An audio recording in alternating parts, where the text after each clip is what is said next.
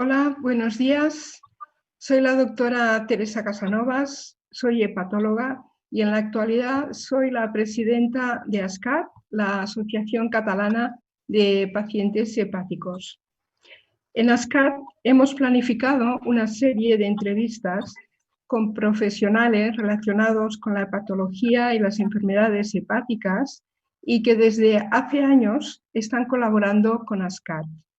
El motivo de estas entrevistas es por la celebración del 20 aniversario de la ASCAT, por la conmemoración del Día Mundial de las Hepatitis el 28 de julio y porque en la actualidad y debido a la pandemia todas las actividades se han de realizar online por motivos y precaución sanitaria.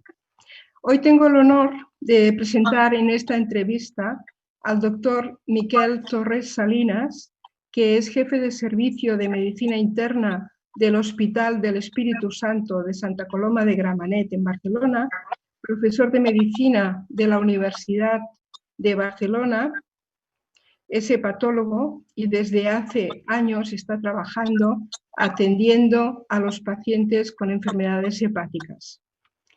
Me gustaría hacerle algunas preguntas, sobre todo centradas en su experiencia con las enfermedades del hígado y con los pacientes hepáticos.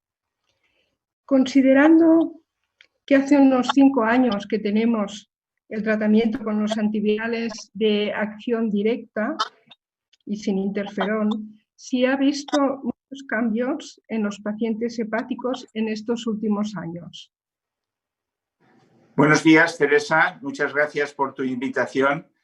Realmente, hace 5 años, nuestro pensamiento estaba básicamente en 3 enfermedades: en la hepatitis C, en la hepatitis B y en las enfermedades hepáticas por el alcohol.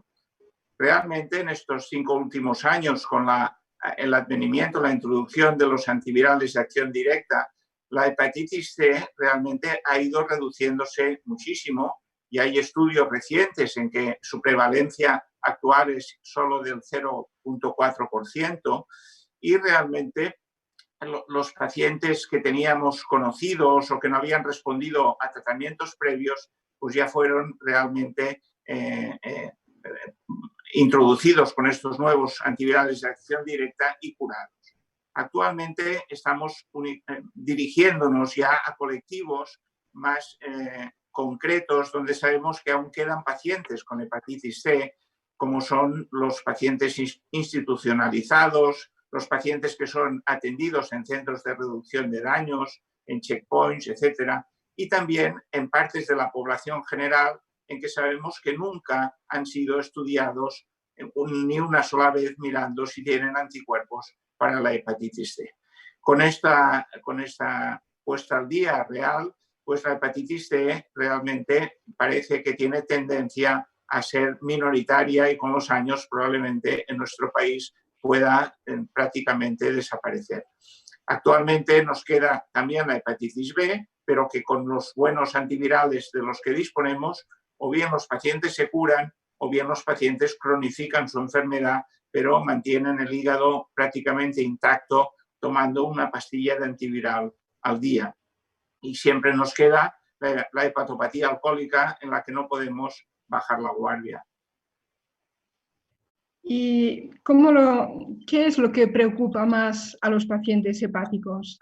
¿Cómo lo percibes? ¿Qué es lo que más les preocupa?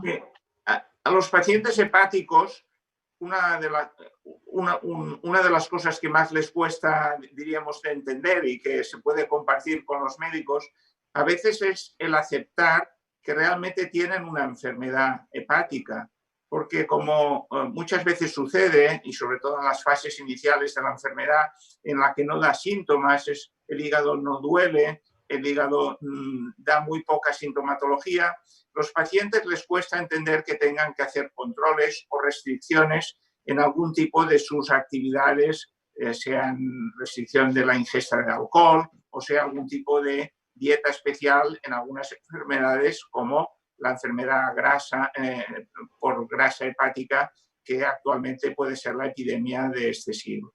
Esta dificultad la tenemos que trabajar mucho con los pacientes, sobre todo al principio, para que ellos entiendan que aunque no hayan síntomas, la enfermedad está y deberán de colaborar con algunos de estos aspectos. ¿Cómo ves el riesgo actual que parece que está aumentando de la enfermedad por exceso de grasa en el hígado? Sí, la enfermedad por exceso de grasa en el hígado, que habitualmente asociamos a hígado, a grasa hepática no alcohólica, para poderla diferenciar un poquito, pues realmente se asocia a muchos de los pacientes dentro de lo que llamamos un síndrome metabólico, personas que tienen tendencia a la obesidad, tendencia a la hipertensión, a la diabetes, a aumento del ácido úrico. Y realmente parece que va a ser o está siendo la epidemia y la enfermedad que más nos tendremos que dedicar en los próximos años, porque es la que está apareciendo con mayor fuerza en nuestra sociedad, el bienestar en este sentido. Muchas veces tienes que recomendar una dieta, sobre todo en estos pacientes con exceso de grasa, porque tienen obesidad, tienen diabetes. ¿Cómo ves qué se podría hacer para favorecer la adherencia a la dieta de los pacientes?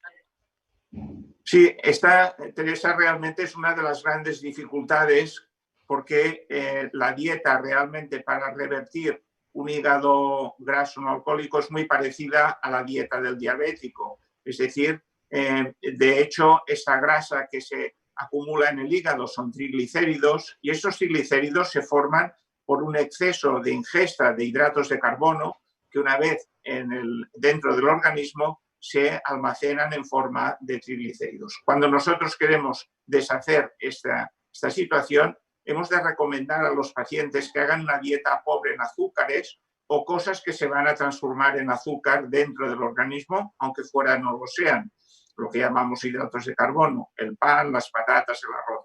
Todo este tipo de alimentos los pacientes han de reducirlos, y de esta manera reduciremos el número de triglicéridos y, por tanto, podremos empezar a revertir la grasa hepática, siempre y cuando estos pacientes también pierdan un poco de peso y en definitiva, como decía, pues es una dieta muy parecida a la del paciente diabético.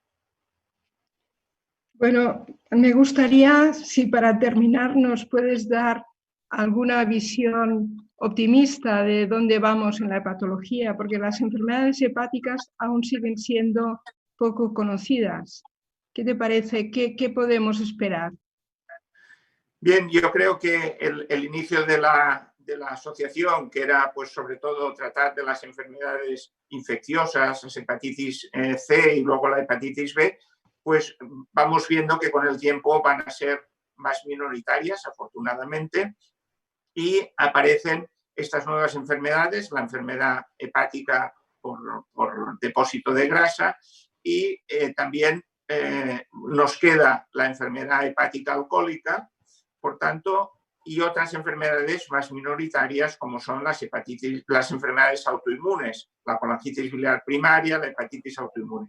Yo creo que la sociedad tendrá que hacer un esfuerzo en recomendar todas estas buenas prácticas diríamos, de higiene alimentaria, de introducir un poquito el deporte o el caminar, todo este tipo de buenas prácticas que son generales para la población, pero especialmente necesarias, sobre todo para estos pacientes con enfermedad de grasa en el hígado en exceso.